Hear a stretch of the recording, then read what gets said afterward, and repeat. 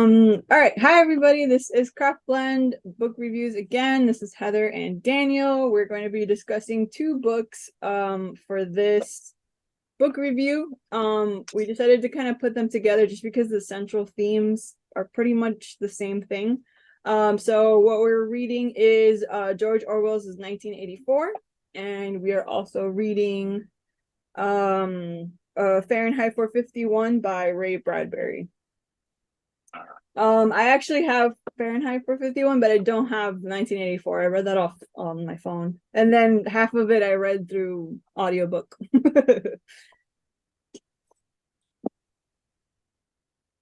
All right, so a quick rundown. So in 1984, the book by George Orwell, it's about a man named Winston Smith. It says he wrestles with oppression in Oceania, a place where the party scrutinizes human actions with ever watchful Big Brother. Defying a ban on individuality, Winston dares to express his thoughts in a diary and pursues a relationship with Julia.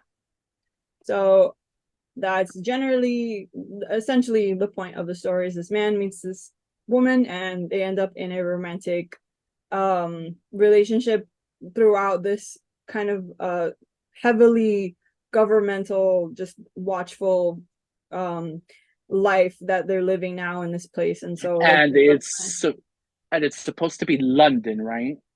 I think so, right? Yeah, I think so. Yeah. So basically it's like a tyrannical government that is, has control of the people, watches their every move, no one's allowed any individuality, and what they go through throughout the book. The next one is Fahrenheit 451. So it tells the story of Guy Montag and his transformation from a book-burning fireman to a book-reading rebel. Montag lives in an oppressive society that attempts to eliminate all sources of complexity, contradiction, and confusion to ensure uncomplicated happiness for all its citizens. So that one is essentially also a man who is essentially a fireman, and what he does is he burns books because the government requires of it. Nobody is supposed to have books about history, or they have specific things that they want you to know and not know. And so he basically he incinerates these books, he gets rid of them, that's his job, until he meets a girl who's young, and she kind of like asks him questions and is very curious and just kind of like sparks something in him to eventually end up going against his government and against what he does for a living. Clarice, I think it's the girl's name. Clarice, yeah. So that is essentially the two books summarized. So I guess if we can start with anything, we can start with the ratings. What did you give both books? I think I gave them the same one of 3.53. I did enjoy 1984 a little more. Okay. So if I would, just in case they're both the same rating, kind of, but which one do I like more? The 1984. Okay. Give me 1 second. I don't remember what I gave Fahrenheit 451. Yeah, I know. I don't remember. I know it was in the threes. It was like three or 3.2, 3.5. Because now I'm doing even individual little points. Yeah. Well, so for me, 1984 got a 3. And then for Fahrenheit 451, I think I wanted it at a 3.5. So that's kind of where they were for me. I actually felt the opposite. I liked Ray Bradbury's version better. I think I'm slightly biased just because I do like Ray Bradbury's other stories that I've read of his. So for me, like, I know Ray Bradbury more, and I told you already that I almost DNF'd it a second time, the 1984 book. So for me, it's gonna stay at a 3. Yeah. Okay, so I guess what we can start with is speaking of that, what did you think of the writing styles of both authors? The I loved both of them. Bradbury is more straightforward, more traditional. Um, while George Orwell's is a little more bleak and like stylistic and dark, at least in 1984. I haven't read Animal Farm, so I can't attest to that one. But yeah, so Bradbury was easier, more flow, while I found 1984 a little more sci-fi, more the like bleak dystopian. Yeah. Yeah, I think that's pretty accurate to each of them. 1984 is a little more science fiction in the sense of like there's more of an outline to the government and to how the world works. I think that's probably something that Ray Bradbury doesn't really touch upon heavily. He kind of, I mean, obviously the government is tyrannical because they burn books and stuff like that, but at the same time they're not as focused on like revolutions and people, like there's obviously not as much focus on the government as much as on the main character and what he goes through. I definitely feel the same way about Ray Bradbury having more flow. For me, it was more so like 1984 was good for the most part in terms of writing style, but what really, like, I know I talked to you about this through text, but for me, the section where he starts to read from the book was, it just dragged on for way too long for me. It Yeah, it just was felt a like really so long much chapter. exposition, right? Exposition, yeah. So I Yeah. struggled with that part, especially to pay attention. So I was like, this is a lot of backstory that I feel. I kind of dug that because it was like even though in its exposition, it was kind of cool because I like it when books do like a total shift, whether it's like a letter or text messages or like when they change the monotony of the story for a bit. I'm like, ooh, but it did outstay its welcome slightly where I'm starting to like drift a bit. I'm like, bitch, he's reading a whole book like within a book. Like, Yeah. I yeah. think that's the biggest issue is that it just like it goes on for too long. And I feel like certain things that he talked about could have just been weaved into the story a little bit better. Yeah, And there exactly. was a lot of it that like he re-explained that we already understood. Exactly, And yeah. I was like, all right, this is Exactly. That he getting a gave us little bits and pieces in the beginning of the story. But I yeah, guess it's more like, yeah. okay. I guess before I ask these other questions, I have a list here, but I guess we can just begin talking about the similarities and the differences between the books, right? So obviously they're both dystopian, right? They're both in a faraway Yes. future. They're both basically stories that kind of ask the question of like if like what do we do if the government decides to try to take control of its citizens in this way. Exactly. I think a Yeah. lot of it is like what feeds stories like Black Mirror and things like that, where you kind of have these questions of like, if we do this thing, what will be the end result if we continue doing it? So I think these Yeah. both kind of like discuss that. I think they do it well. And then we also have the main characters being men, older, and they're changed by younger women. I think that's a pretty Yes. common The in two books. matic pixie girl. And they both have wives, which is And they also both had a wives. that they We'll talk don't about like. that. We'll talk about that. I don't even want to start there because I'm going to go into a rant that no one wants to listen to. All right, and then we have I think we talked about it a little bit, but we discussed the government, right? How it controls people. What did you find were the biggest differences between both governments? Okay, so for at least 1984, it is bleak and terrifying as fuck. Also, I guess since both are different time periods, like 1984 doesn't have like I guess television as like it's more radio, while like Fahrenheit has television, and then at least with Fahrenheit, it gets way more futuristic, and it kind of resembles us with TikTok and like YouTube and all of that, where media is condensed and into screens. So Yeah. Fahrenheit is more futuristic, while 1984 is like not older. It's weird to say, but it's like they are separated at least with technology a little bit because like 1984 it's like recording devices is how the government spies on you. So like recording as in voice recording, there's a difference. While like Fahrenheit it's like screens and like behind paintings and so it's a little they're both creepy in their own sense, but like at least there's that technological difference. Yeah. No, yeah, I agree as well. There's definitely a big technological difference. There's also a difference in continuing with the time thing, a difference in just what the viewpoints of each character, right? So you have in 1984 it's very heavily war based, right? There's this threat of war happening. But in Fahrenheit 451, it is nuclear war that's threatening. So now it's a little heavier, it's a little more closer to what we right now are still possibly dealing with, right? Like this is a reality. Right, yeah. It's not even like, and it's still something that we're dealing with now where it's still a concern. And it's definitely not it's not the same as the war in 1984 where it's just like your typical, countries against countries. And in the case of 1984, it's not even, we don't even know if it's real or not, right? Like we're basically told this, but we don't know if it's actually happening.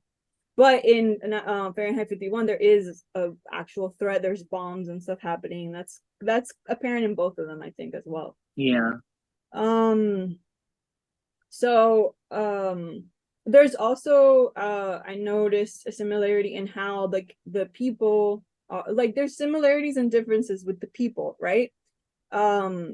So like I know that in Fahrenheit 451 we have people who are desensitized, right? Like they don't really care anymore about the things. They're going about, they're doing things. But the interesting part that's I feel different from 1984 is the fact that there is a revolution of the people happening. It's allowed to happen, right? The government isn't so tyrannical that it's controlling everything. No one's allowed to have individual thought specifically, but there is like a separation between the government and its people a little bit. What do you think about that? Did you see those differences with the people and how they reacted to the government and things? Yeah, like at least with with 1984 going back to the bleakness and stuff like that, that one I cannot see us going in that future just because of like I guess the restraints of it. But with Fahrenheit 451, it kind of is central to what's going on now with like the different news outlets feeding you different things. Even though 1984 does the same thing, because with the Ministry of Truth, they take away words and they show the history, right, and stuff like that. So like with at least Fahrenheit, I see it more plausible with the people being just brainwashed and how we're like because the soap operas are 6 minutes now instead of half hours, everything is bingeable. It kind of like it's not 100% our reality, right. but you could see the correlations. You could see he did good with his imagination. He predicted cool like things. Oh, how funny. And the wife is like, can you get us a fourth screen? I want a fourth screen. Like yeah. Yeah. No, yeah, that's what I was saying. So there's definitely a difference in like how the people are, how they react, and definitely Fahrenheit 451 is a little truer to our reality, I think. And then that was one of the questions we were going to ask is which do you think is most realistic? And I think at this point we can safely say Fahrenheit 451 is probably Yeah. Now, granted, 1984 could happen, in the sense of like if we dumb down back, like if we were in a nuclear bomb and we don't have like television or technology prominent anymore, it could happen with a tyrannical, government. It could. Both are plausible in like a sense of like every science fiction could That's be interesting plausible. that you bring it up. Yeah, no, I actually that's pretty interesting because it had me thinking like, yeah, in the sense of 1984 happening, it would have to rely on information not being as readily available. Because right now we can have things readily available. That was one of I mean, already diving into like conspiracies and other things. I know, right? That was one of the things that kind of scared me a little bit about when Twitter was taken over by Elon Musk, because it was such a, I wouldn't say it was a news source per se, but there was more of a human element to it, where news wasn't just somebody telling us awful things were happening or whatever, but there was people in the situation talking, right? So no more was it like, oh, just the news telling us what to think and feel and what's happening, but actual people talking to you about what is happening, let's say in their country or whatever, and how it's affecting them. So there's a human side to it that is still up there, even though it's online and even though it's on a Twitter, like that platform, there's still humanness to it. So there's an ability to connect with each other there. So once that was kind of like removed, and in that sense, that is where it could go wrong, where it could head into the 1984 reality, where that information is no longer accessible. You can no longer communicate with the other side, essentially. Does that make sense? Or how I don't know. or how like other countries, they super duper limit the internet. So Exactly. we're in a privileged standpoint Yeah. where we could do like everything's open, stuff like that. But there's places that their outlets are not as open, and there are only like 4 websites, and then everything is within the government, they and their colors, you know so it could be both realities, could technically. Yeah. I think that's something that you can pull from both of them, though, where again it's a government takeover. Either story is that's the Either central story, point. Either story, that's the central point almost. So that's just a reality that I think is just in fact it has happened. It's not even something that hasn't happened. There has been governmental that's where tyranny comes from, that's where dictatorships come from, where the government just has a control over its people. So the fact that it has happened already and it's still happening now, it doesn't, basically lends to this could happen to even people who have, like you said, a privileged place where we're allowed to have these conversations. It's possible that like that was one of the things we were going to talk about, right? Like the current climate here where we live and what's happening with book bans, what's happening with certain bills and certain things being involved. There's a lot of people who don't agree with the things that are happening, and yet it's so hard to stop it from happening because it's just happening and we are seeing it happen and we're struggling to figure out how to stop it. People who do want to stop it, you get what I'm saying? So like those instances are scary because you realize how little control you really do have, but at the same time how little control how control can be almost taken back by the people, right? There's that weird split of like my control is being taken from me, but also like the banding together of people, right? Also like the video you sent me the other day, right, where the kids were handing out books about LGBTQ and things like that. Like there are still people here, despite all of the stuff going on in our government, that don't agree with what's happening, right? So I think that definitely like government takeover is the one thing that I think is just a concern for most people. I do like that quote in 1984, where it's nothing was your own except a few cubic centimeters inside your skull. I was like, oh damn. Yeah.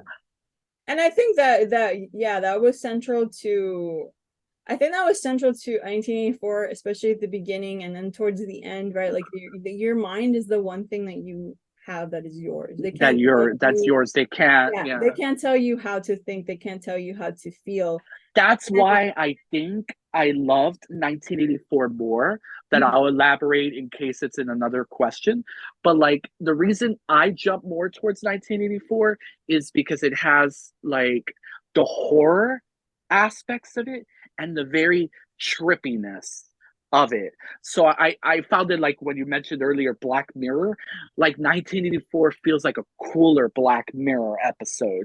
And it was just like, especially the third act, the last thing, it's to me it's like straight up horror. And then also what 1984 does, it made me want to like reread it from the beginning, because it also has that dreamlike quality of like it's a circle of repeatingness. Okay, yeah. Yes, like he's like so worried of what's happening to the people, and then it happens to him, but it's like a circle thing. It's weird the way I could like No, and no, very it makes sense. dreamlike. It's like once you get to the end, you can basically find yourself at the beginning again of At the what a beginning of the person, story. yeah, of what a Mm, person would go through after they've accepted big government or big brother, and then yeah. how they might want to go back to not wanting to believe in all of that stuff, and then just the continuous circle. Yeah, I can see that.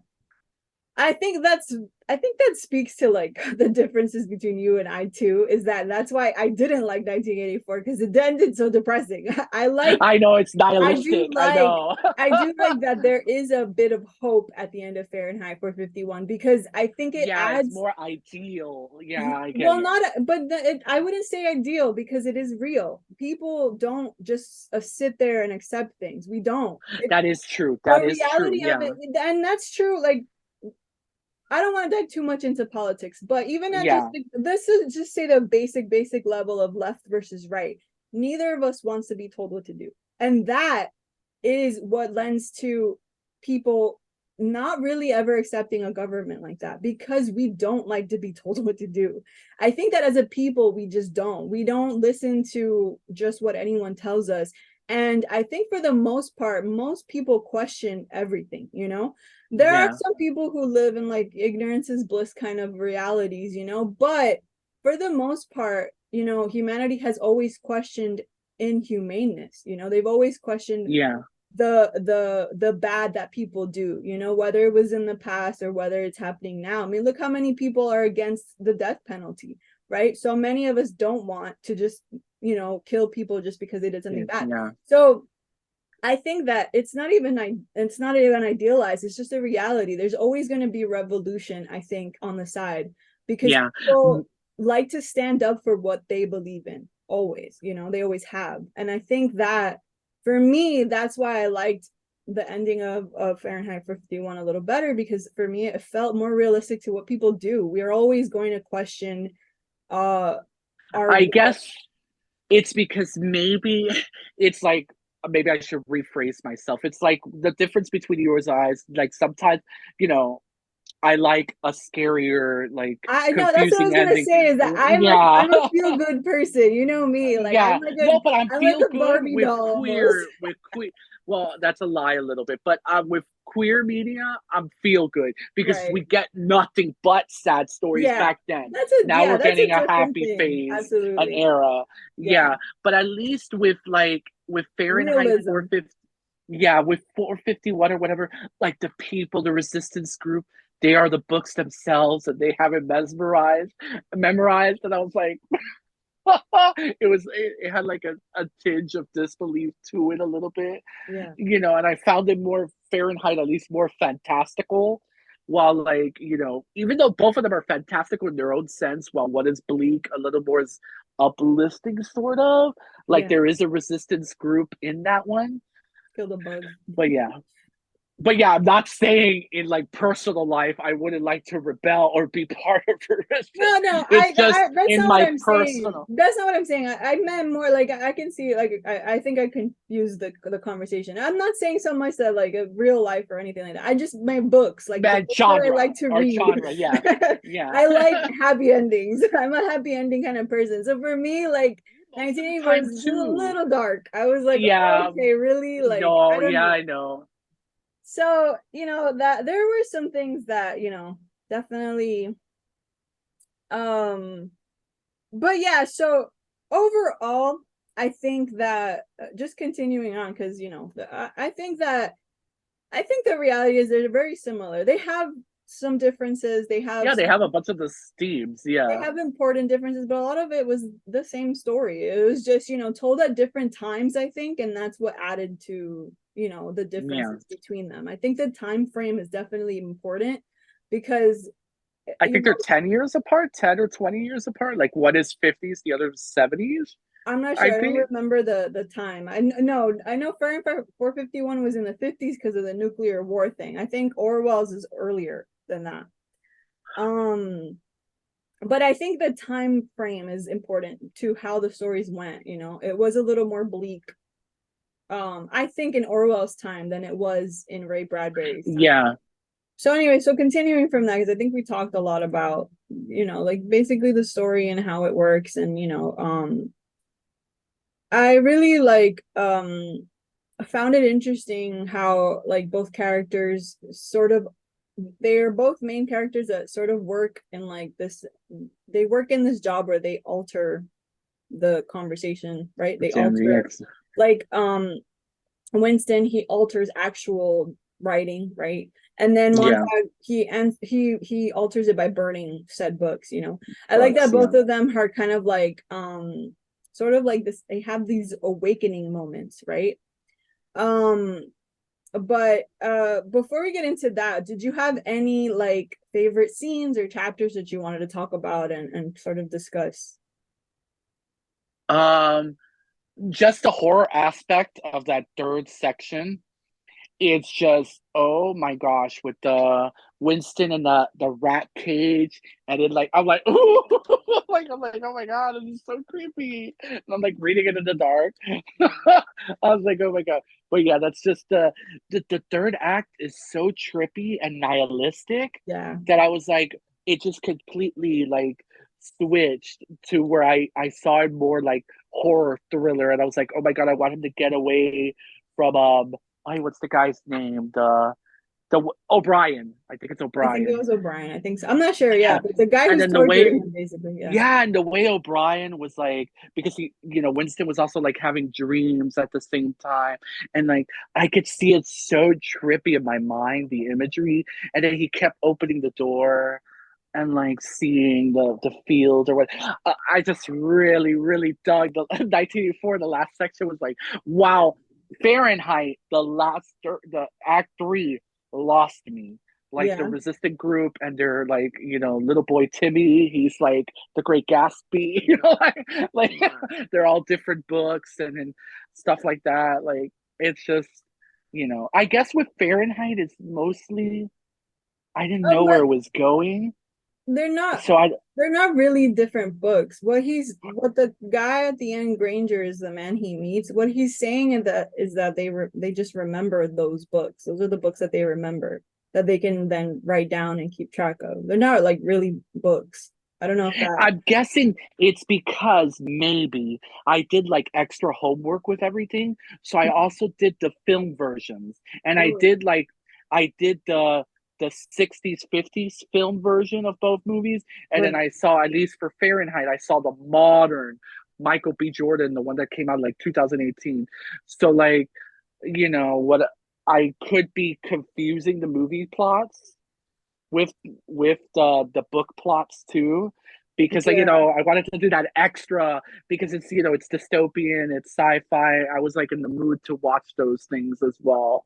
Yeah, because that's actually I only bring it up because that's actually parts of why I liked it, because what he's basically saying is that this is the direct line. I want you to meet Jonathan Swift, the author of that evil political book Gulliver Travels, and his other fellows, Charles Darwin, and this one is Schopenhauer, and this one is Einstein, and this one here at my elbow is Mr. Albert Schweitzer. And then, a very kind philosopher indeed. We have Aristophanes and Mahatma Gandhi, like Confucius, things like that. We are also Matthew, Mark, Luke, and John, which is the Bible parts, right? So that's essentially what, like, it was more of just like he's sort of making a joke, like we are these people because these are the books that we remember, that we hold dear to us, that we can relay back.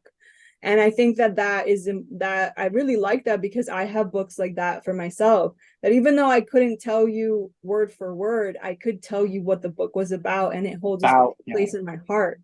And I think that was integral to what he was saying at that point, for me anyways, is that these are books that we've held to dear to ourselves, that are important to us, that change some aspect of our lives, and we can now recite them back and continue their legacy of doing that for others. That was how I read that scene. So I really, yeah, I guess I read it a little too literal, yeah, where they were like memorizing the book. And then the funny thing is that in both movie versions they're like literal, like memorizations of the book. right. So I think, like, yeah, go ahead. no, just that it's like Yeah, the my sense of, you know, disbelief within like memorizing a whole can you imagine? I'm Moby Dick like reading the whole entire 800, reciting all 800 pages of that book. Like it's like I think that is like, yeah, I think that's just taking it too far into the literal sense, because I don't think anybody could it's realistically do because that. another thing with Fahrenheit, it's like um how you call it, the houses are not flammable. They're like resistance to flame. So then why hadn't the resistant group made the books of resistant flame material? So like I got way too hard into Fahrenheit's logic, Yeah. where I'm like what, and who, I'm like, why burning the books? And like Fahrenheit is just, like I said, are fantastical in that sense. Yeah, I would agree. I would say it's a little more, I would say the whole book is a little more philosophical than anything else, like in terms of what's important to us as people and like things like that, especially like towards the end. I think it was more, I don't know, for me it felt a little more humanistic, a little more real to real people. I just that's funny because to me that's the opposite for 1984 for me, because I was like, I don't believe that people would be this closed-minded and this accepting of just anything. I just don't see it. I can understand some people being like that, and I can understand like a majority of people kind of being like, well, this is just how it is. I understand that. But I don't believe everybody could be like that. And I think it would Like I brainwashed, yeah. imagined 1984 in its own little tiny bubble, because outside of them, I don't believe the rest of the world was doing what they were doing. But Yeah. I think that's important to talk about with both of them. I mean, there's just a different style, obviously, of author, and also just of the kind of story they wanted to put out there. I think that Ray Bradbury was more of the, like, in the sense of like, well, if this happens, there's hope. And I think that for 1984, it was a little more like, well, if this happens, this is what's going to happen. Like, this is the reality if this continues that way. So I think they both just had a different explanation for what they were at the end, like I said, Ray Bradbury is just more instilled hope in you that things could change. While in 1984, it was like, if things don't change, we're gonna. Yeah, it was like, no, you screwed. Yeah. Yeah, so I would say for me that was my favorite scene. That quote specifically is one of the ones that I like, because like I said, for me it wasn't literal, like they could recite the whole book. It was just like I think of my favorite books and I could tell you what happens from beginning to end. I can't tell you word for word, but I can tell you what the character went through, what happened, the feelings that you had at the end of the book, what you were supposed to learn. And in doing that and in knowing that, if that book were to be eradicated, I could rewrite that story and tell it the way that it was written and still have the same theme that was conveyed that I enjoyed from that book. So that's kind of how I viewed that ending. But I can understand if you did think of it in a literal sense, it was a little fantastical. Like, really, I don't imagine these people would be able to memorize that. But then you have people who can recite you whole poems, after reading them, and they can tell you the whole poem, and they enjoyed it that much because it meant that much to them. So that's just how I feel. So that was my favorite scene. In Fahrenheit 451. I think for me with 1984, the scene you described was also a favorite of mine. Like that scene of like the terror of the rat. I felt like that was where I was most engrossed in the book, was towards the end. I can say that at the beginning I was a little like, okay, I would like this to be faster paced. But when I got to the end, I really liked how it picked up and what happened to his character, and sort of illuminated, right, like what it would mean to only care about your own well-being, only care about your own progress, and only and not questioning the realities of things in front of you, right? Yeah. So to move on from that, the next thing I was going to talk about was essentially the going back to what I was talking about earlier, the awakenings of these characters. So in 1984, right, we have Winston's awakening is that young girl, I forget her name. Even though, like, also it's the nostalgic store, no?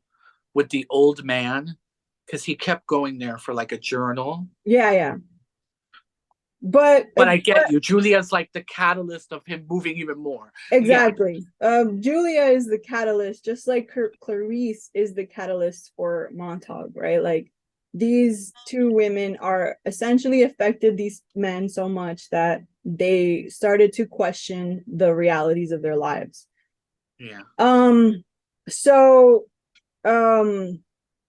there is extra, right? Then you have Winston meeting the O'Brien, the old man version of him in the bookstore. So like that's what we learn like towards the end, that O'Brien has basically been, you know, a traitor the whole time to Winston. He's essentially like he was essentially Big Brother. He was what he was where Julia was at the beginning, right? That he thought Julia was a big brother. He was there to like watch his every move. It ended up being that O'Brien was that for him. Yes. Yeah, I was like, watch it be he's the evil one. Because at first it makes you think Julia might be the inside spy. Yeah. Yeah. But I'm like, no, they're gonna make it like I think he trusts O'Brien a little too well. Yeah. And then when O'Brien gets that trippy, I'm like, oh, he fucked up. Yeah. And that was a really great twist, because like you're here thinking that, oh, this old man knows things and there's these secrets, and then there's O'Brien himself as like, you know, what was it they kept calling it, the Brotherhood, that he's part of the Brotherhood and he's accepting like Winston into the group, and there's like Winston is feeling like invigorated for what could possibly be to be finally ending this tyranny, right? And then only to find out that the thing that he was holding on to was a traitor, right? Like someone who was like, yeah, no, I wanted to see how far you were gonna go, and you went that far, and now we're gonna have to take you back. Yeah.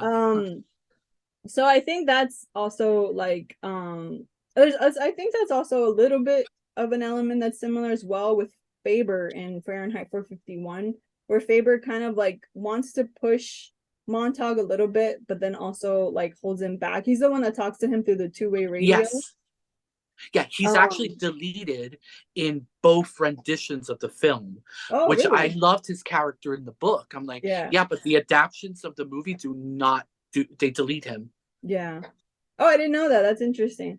I think because like essentially Faber in the book is interesting because essentially he is using Montauk to do the things he can't do. He's a coward in that way, where he's like, I can't do these things, but I want you to do them, but I want you to do them the way I want you to do them, not the way you want to, you know? So there's still that sense of like control, even by someone that he trusts a little bit, right? Like he's like, okay, like I'm listening to you and I want to open my mind to this, but then like he also wants to control Montauk in that way, like stop him from, you know, like not stop him, but just like tell him what to do, how to do it, that kind of stuff. Yeah. So these characters essentially help them kind of like, you know, feel like I said, they have that awakening in themselves, right? Yeah.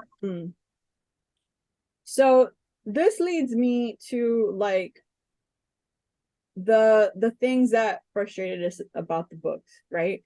So like I know I told you, like for me the biggest thing was the feminist viewpoint in the whole thing, which is that neither of them had good ones, right? I really struggled with, as a woman, I really struggled with the way that women were handled, right? And I don't know, maybe if you feel differently in any sense, but this idea of a younger woman changing and affecting an older man is just like, it's, the thing isn't even the time frame, because we can pretend it's just the times, but it's not even that, right? Because it still happens now. There's still stories of that girl, Manic pixie, yeah, hooks into the reader, changes his life and hooks into the main character, and oh, now he feels like alive again, right? Yeah, and they're always so like with the manic pixie trope or whatever, they're very like, especially with Clarice in Fahrenheit, she's very like, yeah, are you happy? Like it's like yes, definitely. Women don't act like that. Definitely, yeah. And then at the same time, in 1984 with Julia, she's so over sexualized. She's like, I have sex Yes. with these people. This is how I rebel Yes. against the government. It's weird though. It's weird though because like now with the modern times, because I went like through many stages reading that part. I'm like, I'm like, maybe it is a feminist standpoint because it should be sex positive. Like, why can't Julia have sex? I was going like back and forth. I was like, damn it. Because at least with Clarice in book in Fahrenheit, she's like it's a daughter father relationship. Yes. There's no sexual tension, which is funny because guess what, Heather? The film adaptations, they age up Clarice and she becomes a love interest. So it's still you're still right even with those adaptations that even men read it as sexual, even if it was mother again, I mean father and daughter. Right. So Exactly. it's that dichotomy with that. So Yeah. I could get you, especially that Julia, he starts to see her as like a stupid woman. He says Yes. that, no? Mhm. Yeah, He he doesn't starts to say see, that, but he starts to view no, her in that a the negative con way. Yeah. yeah, he's like, why is she so like? But I saw her as a positive way, as in like, like we're all gonna die. This government sucks. I want to fuck. That's how I read it in my mind. I'm like, let me give Julia some ounce of dignity. Yeah.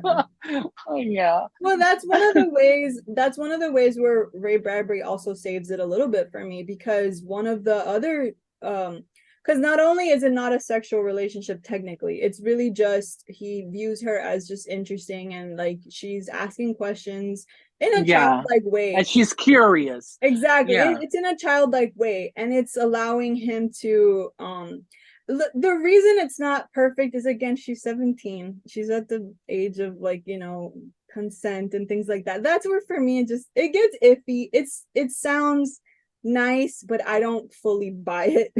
But anyway, yeah, aside from that, I think that that's one of the things that also saves it for me for Ray Bradbury just a bit, is that one of the other big catalysts for him was the woman who wanted to be burned with her books. She's like, I'm gonna just kill me then. Kill me with my books because I don't want kill me with to my live in books. this Yeah. world anymore. So there's Hmm. things that do save them a little bit. In the sense of what you were saying with Julia, she does have that capacity to be like, well, like I want to enjoy things the best way that I can.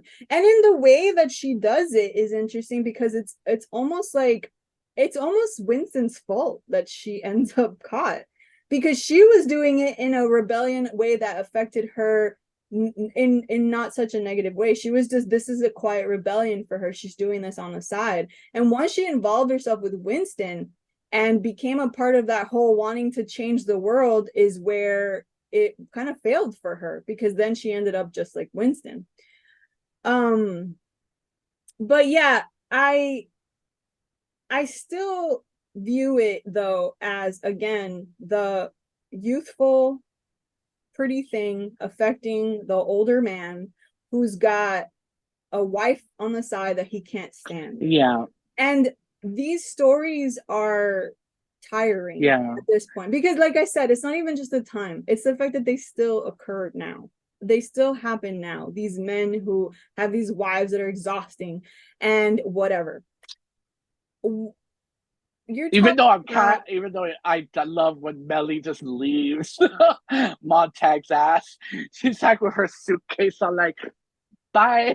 but then in that sense, But then like, Catherine, um, Winston's wife, yeah, we just hear of her, but she doesn't like exist in any of the scenes. she's And like then gone. when he goes back home, like she's not there to. It makes me think: was Catherine a past wife? Yeah, Was yeah. she like? Yeah, Winston states that they separated because you can't divorce. So they're separate, and she left him. They Oh, okay, got never it. discussed it. No Yeah, they wonder because never I'm like, discussed it. she's not even. Yeah, she's not even there. Like she's never No, there. and that's the thing too. Like, all we see is Winston's point of view of her. We don't even know what she herself is. At least in the sense of like Ray Bradbury, Millie gets some kind of say. You get to see her Yeah, character. but then there also is a negative connotation with No, Melly all throughout. because of the yeah, it's all throughout because she's like the soap opera invested, like like she's the stay-at-home type person. No, both of the books did that with the women. Yeah, It was the thing that like irritated me the most. Like, yeah. what do you Even think? though even though at first with Millie, there was an interesting point that she was suicidal, She was and then suicidal, yeah. yeah, and they pumped her up. There's like little injections of character, but Yeah. then I get you, the shell of it as a whole is not. And I don't mean I mean it as a whole in both books, really. It's the viewpoint of women as one, complacent, docile, submissive. We not only are submitting to the men in our lives, but we would submit to the government. You know what I mean? And Yeah, that, like, to me is the most irritating thing about both of these things, because I feel often in the minorities, we are the ones always at the forefront of revolutions. The youth, women, people of LGBTQ, people of color are always at the forefront of change, always. So to always. me, like, these ideas that these people have where the change comes from old white men, it's just like astounding to me, because not even just the time frame, but the continuation of that now, right? Yes, That is the exactly. part that really bothers me. It's like these things just have not changed in the fucking 50s odd what years that these books have been written. Hmm. And like, I remember one scene in specific that bothered the shit out of me in 1984. We see Julia as this young woman, right? Beautiful woman that he's 23. attracted to. Huh? 23 Was is she? her She age. was no, because he was 39 and she was like 10 to 15 years younger. So I think Yeah, she was in but her late there's a 20s. part I think that says 23. I'm I not think sure. there's I a know that she's I in can her remember. 20s. I know she's in her 20s. But the thing, like, one specific part that really irked me was there was another woman in her 30s. She was like in her 30s. She had kids. And the way he described her was this old woman, right? And I'm like, what? I don't know. Like, okay, maybe it was the times, right? Like when Orwell was around, maybe women just looked a certain way. But I want to tell you right now, I'm 33 and I don't view myself as old. I don't know, maybe other people do. Maybe men that I out in the world, they see me and they go, oh, she's an old biddy. But like, I'm not, I don't feel because she old. was because she was doing laundry without makeup. It's But like, like, that's the thing. Like, and this also it's comparison fat. It's a bit fat phobic, a little bit, because bit. And most of he's the like, women were heavy set. They were big women. He yeah, the described them older often ones. as big women. You're like, what is wrong with you? Are you okay? Like, what did women do to you, buddy? And so, like, Yeah, and that's evident not only in appearances, because that's just talking about appearances. Now you move into intelligence and the acceptance of things. Just we are just submissive. We're not very big thinkers, apparently. We just do like what comes naturally to us, because in essence, Julia, I do agree that there's a semblance of feminism in it, because of she is a sexual person, and I feel obviously fully that women should be allowed to do that. But yeah, that is her whole thing. She uses sex as a way to control situations. And again, it adds to this thing of sexualizing women, that all we are good for is using our bodies to get what we want. And that, I think, is so prevalent in constantly in a lot of literature. And it's like, no one is telling you to sexualize women. You're doing that on your own, buddies. I don't know how to tell yeah, you that, but you're doing that. No one is telling you to sexualize women. You're doing that. You're viewing them in that light. And then on top of that, she doesn't care. Like, Julia doesn't care about what's happening. I don't want to hear about it. I don't want to listen to your conversation about politics and stuff like that. The women, when he starts reading in Fahrenheit 451, the women were like, oh, I don't know, stop reading that. And then Millie, his wife, gives him up to the yeah. government It's like, and stuff like because that. Fahrenheit has like a Stepford Housewives vibe to Exactly, it yeah. too. Yeah, like And the women are so like, no, and so, and then, you have that one woman who gets burnt alive, right? And then you have Clarice herself, who ends up getting hit by a car, right? Like, she's barely there at that point. She gives us this little blip of like, oh, here we are, and then she's gone. And then even towards the end, right? Especially in Fahrenheit 451, men. It's just men at the end. It's just men with beards reciting fucking shit, right? Like remembering the Bible, remembering fucking Gandhi, and remember, it's just men. They're just talking to each other, remembering these things, saying that they're going to change it. The revolution is going to come from them. Where no woman ever is just going to be like, no, I'm just going to listen to the government. And then there's the subtext and the connotation that like it's hidden within the text. And we can't like super ignore it, that it made me feel uncomfortable, especially with the not acknowledgements, but like there's at least in my version of Fahrenheit, Ray Bradbury goes in like an author's note at the end, like he's like, with women complain about my books, and it's like, and then minorities too, that we shouldn't use the N-word, or we shouldn't do this, and this censoring and policing of things.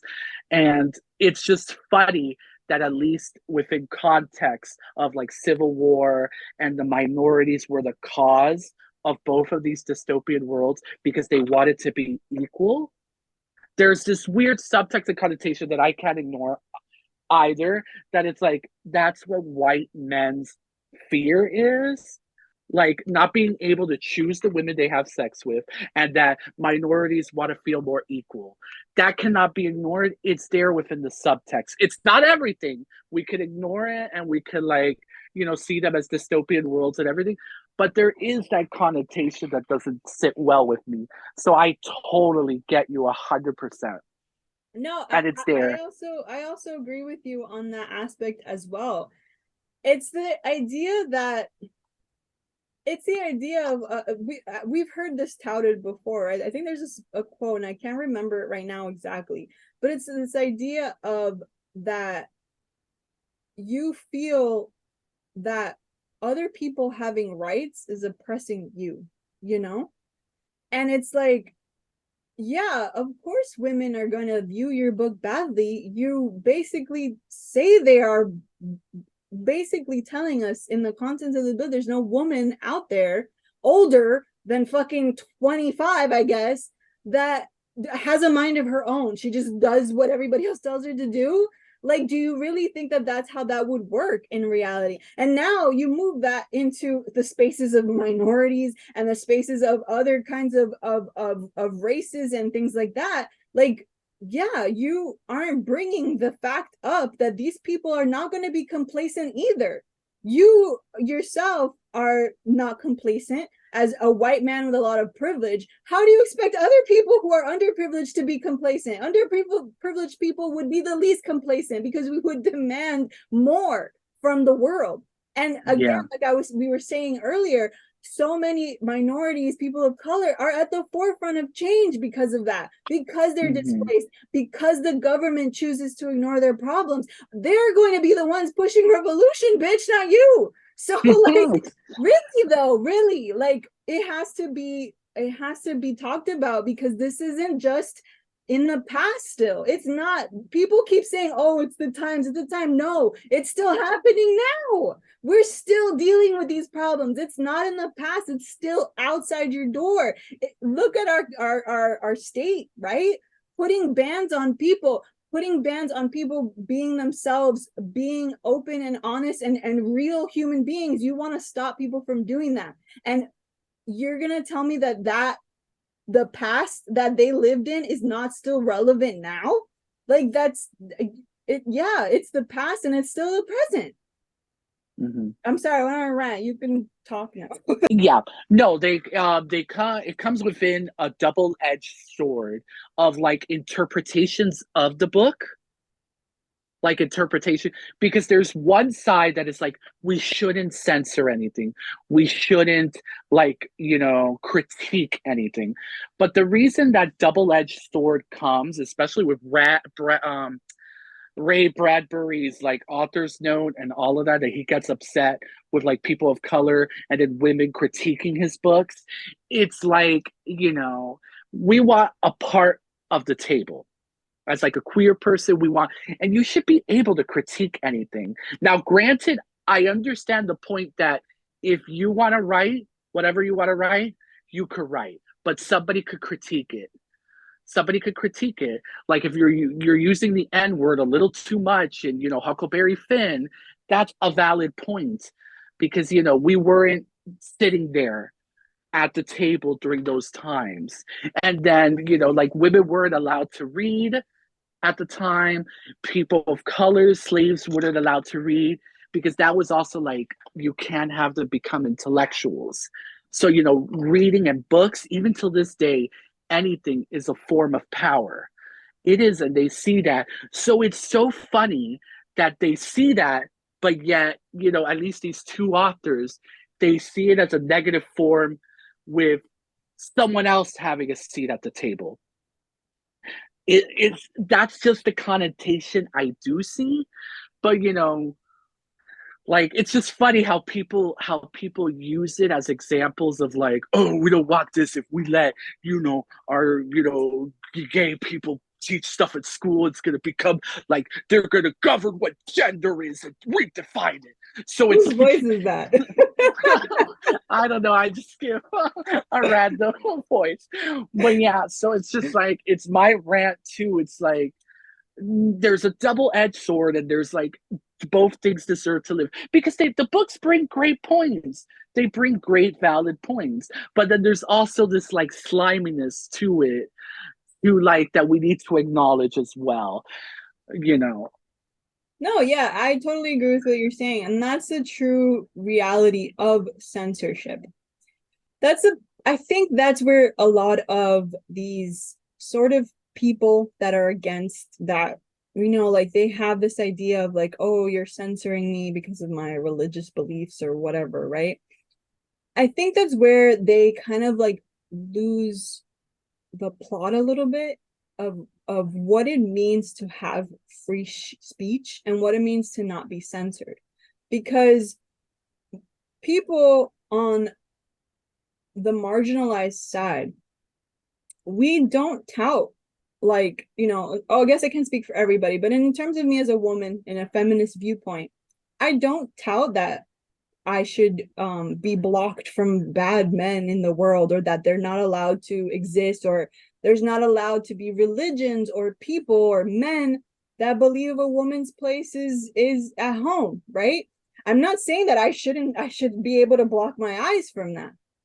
What I'm saying, is that you can have that viewpoint and you can hold that in your space and do what the fuck you want with it, but it does not have to be true for me. And I can speak against it and let you know why it is wrong, because that takes away my right to freedom and my right to not be censored. So in censoring you, I'd be censoring myself, and I don't want that. What I do want is the reality of, yeah, you can say what you want, but it's going to have consequences. If you're a man who believes that a woman's place is in the home and that I can't have an opinion, I'm not going to want to associate with you. And maybe you can hold the argument you wouldn't want to associate with me. That's fine. But that's the point, is that now we can be passing ships in the night where I can ignore your existence and you continue living the life you want. And if there are women who want to be in your lifestyle, they can go ahead and do that. I don't have to do that. And I don't have to do anything of what you say, right? That is the true, I feel, true reality of being human. What we were talking about before, of not wanting to be told what to do. I have choices. I have rights. I am human. I can decide things for myself, and I don't trust or want other people to decide those things for me. And I do not want to decide them for other people. I want the space to be able to speak openly in either direction and meet eye to eye, see viewpoints, talk, right? That's I might have gone on a little too long there, but that's essentially how No, I see it, right? you So were how do just right, you just feel perfect. about what I just said? No, it's just it's true. It's because with my whole, you're gonna laugh, but my own Libra sets of logic and capabilities, it's like, you know, I go down rabbit holes of like, okay, there should be guidelines. Like if there's hate speech, if you say if you want to write a book about we should kill all Jews are bad, gays do not deserve to live, like it's like, what do we do with that? That's the dichotomy of it all. Like, But see, not right, go ahead. go. No, don't go. No, what I was gonna say in that regard, and that's a valid point you bring up, but in that regard, again, it's basic human rights, right? You can say that you hate a certain group of people. I think that whatever, you're going to be honest about it, be honest about it. I think that frankly, if people were more honest about it, that'd be great because I'd know who to avoid. But anyways, um be honest about it, right? Hold to whatever the hell belief you want. But again, a basic human right, is the right to live, is it not? Exactly. So if Yes. you hate people to that degree, but then you are hurting them or killing them and taking away their right to live, that is therein lies the issue, right? Yeah, Therein exactly. lies the where that line stops, where you are hurting someone either emotionally, physically, whatever, and stopping them from being able to live a good life, right? Like that's your threshold. If your hate is to the Yeah. point where you're hurting other individuals, then yeah, like that's your threshold. You don't get to decide whether or not someone gets to live or not. You don't have that Yeah. right. Your right is to live your life the way you want to and go ahead and do that. And I get to live my life the way I want to, and I'm going to go ahead and do that. And the only place that we should meet, right, in that sense is a stopper at hurting one another, because that's not that right there is null and void with censorship and freedom. It has nothing to do with it. Yeah. You cannot hurt someone in any kind of way, because again, that is removing their freedom from them. That is removing their rights. That is removing that is censoring their existence. And that's exactly what you don't want, right? So that I'm trying to figure out, like, at the end of it, that's essentially the point. Is no Yeah. censorship for you means no censorship for me. And that's how we continue, right? And Yeah.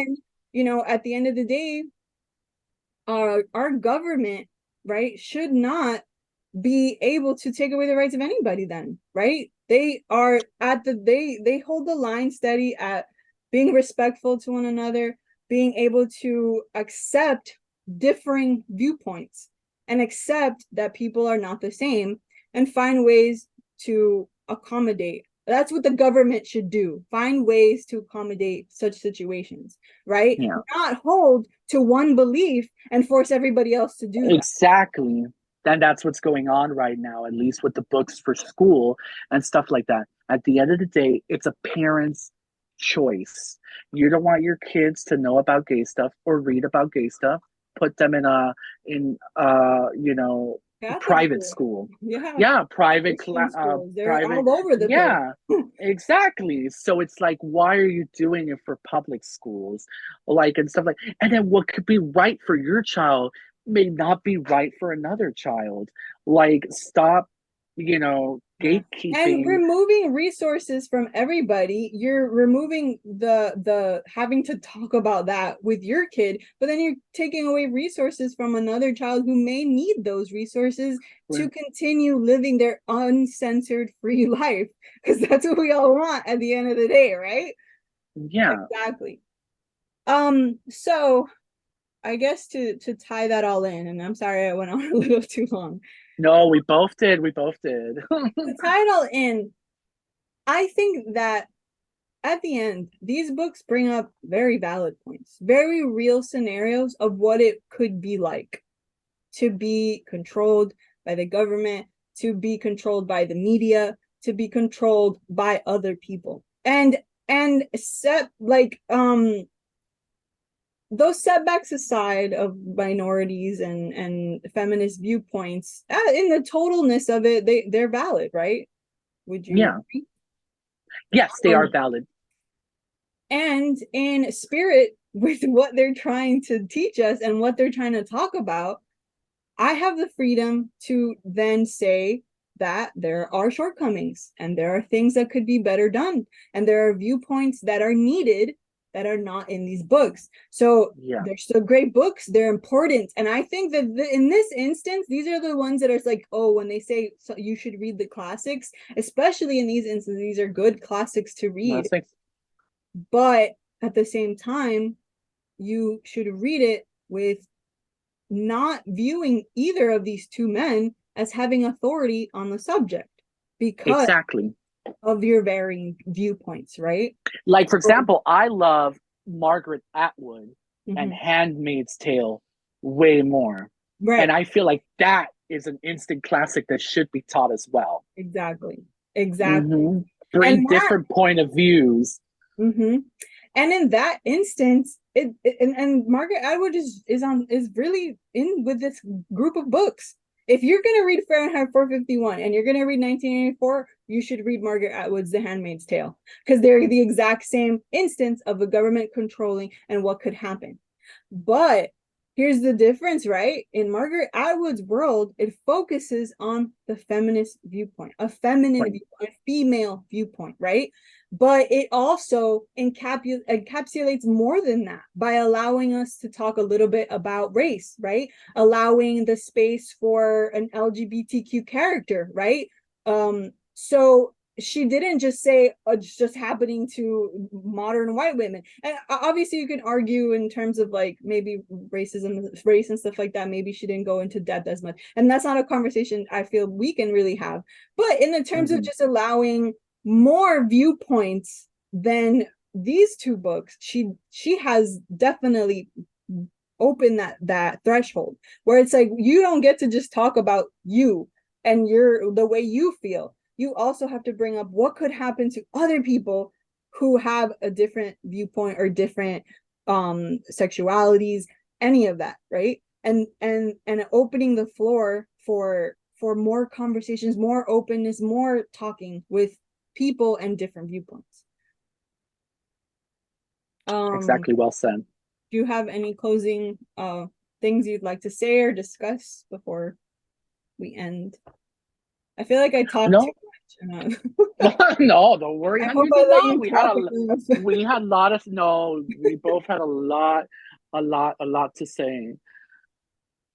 Okay. But yeah, closing points, like, it's just they are classics, but they should be able to be critiqued. We can't hold them to a perfect standard of like this has to be the only way of a dystopian future. Everybody deserves their Black Mirror episode.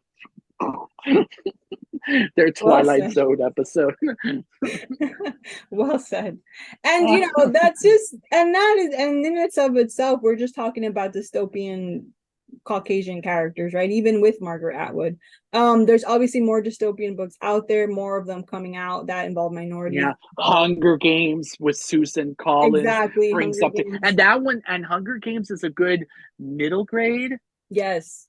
Because to be honest, 1984 and Fahrenheit 451, like elementary school, no. But like middle school, I'm still like, no, I think it should be like high school. Yeah. But that's just and not even like theme wise, but more just the way that they're written, they can be a little convoluted for understanding. Maybe less Fahrenheit, but 1984 is definitely something that requires a little more like, to know a little more about how government works and things like that. And I think you don't really dive into that until you're in high school. But yeah, definitely, I would say that like the Hunger Games, definitely a book that would hit middle grade and open a conversation for these children, right? So like, yeah, so at the end of it all, like, there these are books that, if we're gonna go closing and whether or not we would recommend them, I Because think that's that because for example, look, talking about children and stuff like that, that's why these books are good with classics and standpoints and everything, because we could have gone to a whole conversation of how children are depicted in both books, which they also have in common, which they're both like kids are snitches and they work for the government, and they also that fear of old people with new generation and how new generation seems to overpower. Like there's so much dichotomy and nuances there as well. Like it just brings, like we could talk about 5 more hours of discussion of these two books within yeah, themes of I think everything at in this life. point we've gone on too long. Yeah, we got, but it's just funny talking about those, the dichotomy, because Susan Collins is kids within a tyrannic, like totalitarian, universe and all. Yeah, it's just No, like, yeah, that's a great valid point to bring up. The fact that, again, people at the forefront of change, often youth, often minorities, often people who are viewed as left to the wayside. They're the ones who always move change, right? Like kids, especially young people, teenagers, people in college, how often do they demand change, right, in the world? mhm. And they make strides in that. So, like, you can't even claim that the youth doesn't understand what's going on, because they very well do. Yeah, And they they often fight do. for those rights to be had. So, Exactly. And who's the one who had the change of point of view? Young women, according to these two books. But yet the children are not the answer. It's like, come on. that's what I'm saying. And then on top of that, like, what, Julia was childless, and all of the women he kept bringing up had kids and they were old and they were just accepting of this, blah, blah, blah. They were submissive. Yeah, Like, it's just, okay. So, again, I set know, those right? points aside, because if not, we're going to keep going with that. So, overall, would you recommend these books? I say yes, because of Yeah, conversations like these. These are conversations that are important to have. It's important yeah, to be able to view the past and critique it and talk about how things can change in the future exactly. and what could be done better and what could be explored more. How do you Yeah. feel? I feel the same way. And also, dystopian fiction, at least for me and you, it's exploded, girl. It's exploded since Hunger Games and everything. That now there's like 900 dystopian worlds. It's making like a comeback again. So those point of views are valid too. But I'm kind of liking them because now we have people of color telling the stories. We have queer people telling the stories. Like last year I read Manhunt, which is like a dystopian in where like gender plays a role, and that stuff like that. So it's just everything deserves to be in the conversation, and these books are important too for a Yeah. different time and different set. Exactly. Different times, different settings. And I mean, I guess, white men deserve a platform to talk. I'm kidding. No, I'm they kidding. I'm kidding. don't. Big Brother is watching. Not joking. No, but jokes aside, everybody deserves to speak their Be piece. at the table. Yeah. Yeah, Everybody deserves to speak their piece. And luckily, we had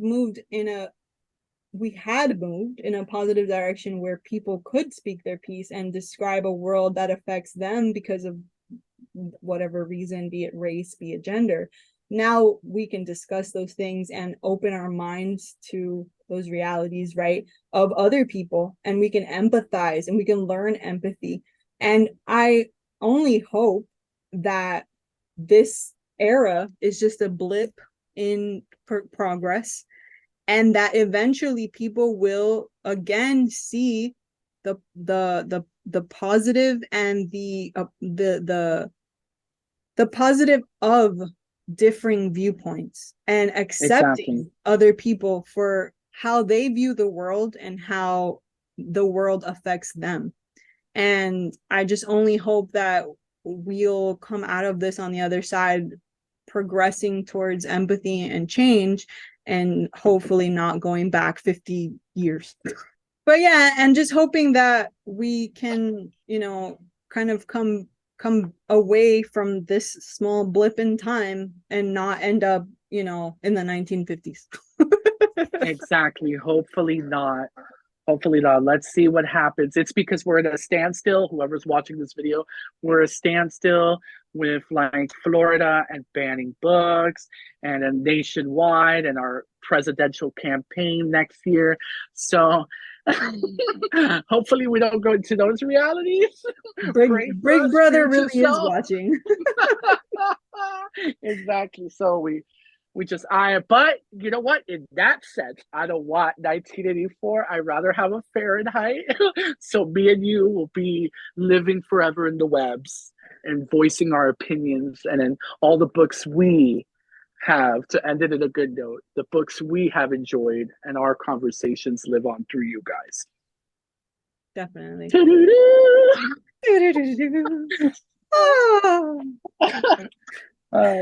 But anyways, so what's next month, Heather? Next month is Giovanni's room, right? Giovanni's room, James Baldwin. Yeah, queer classic, a queer classic. Yeah, so we're gonna have a nice queer classic to read and to enjoy and to talk about and discuss, and that I think is gonna be really fun.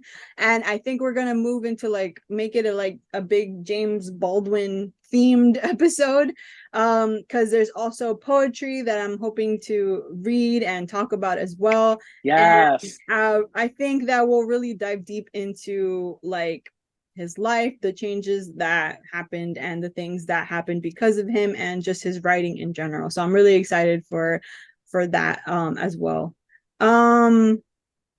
But yeah, I guess that's it for us in this. This was a long episode. We ranted heavily about a lot of things. Yes. Let us know how you feel about this book in the comments. Let us know if you have any opinions of your own. Please don't come for us if you really love these authors and you think these are the best books written. We just have different viewpoints, and I think that at the end of the day, we should be open to other people's viewpoints. And if you love the books absolutely, and you maybe disagree with what we were saying, tell us. Let us know. It's always good to hear what other people feel and think, so that we can understand from that point of view. Yes. Also, a random question down in the comments. Tell us your dystopian world and what your Black Mirror episode would be. Alrighty, but thank you so much. This was Craft Blend Reviews. I'm Heather, that's Daniel, and that's it for us. Bye. Good night.